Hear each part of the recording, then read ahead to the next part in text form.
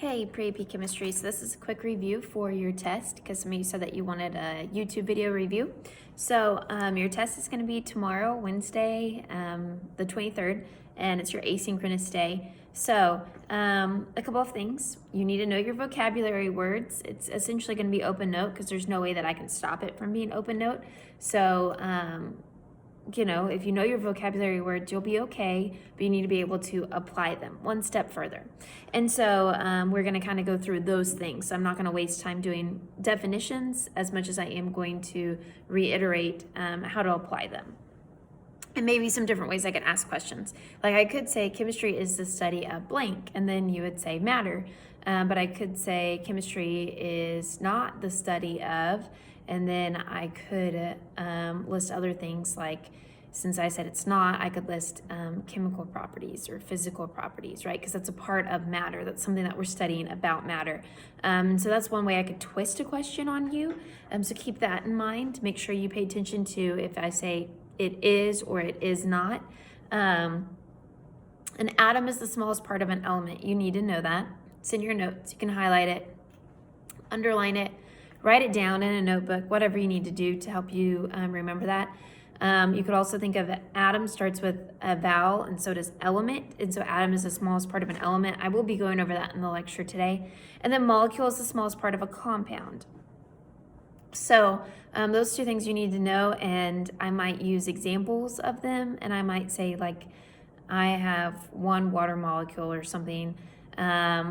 What is this making up? And it's making up the compound water or something like that.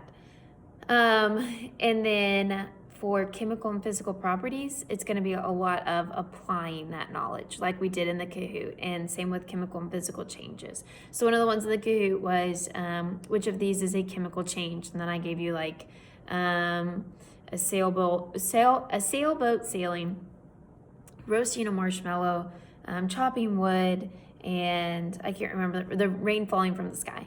And which of these is a chemical change? And the only one that was a chemical change was roasting a marshmallow. And so I could do things like that to make you apply it and make you think, what's happening? Is something changing chemically, or is it changing physically? Or is it not even changing? Like the sailboat being pushed around, neither one's changing. And so things like that to make you apply it one step ahead. And then also you need to know the movements of your solids, liquids, and gases, and you need to know their compressibility. So I highly recommend making a little table, and you'll see what I'm talking about today in my lecture. So just make a little table and fill it in. And then you can use that for notes as you go through.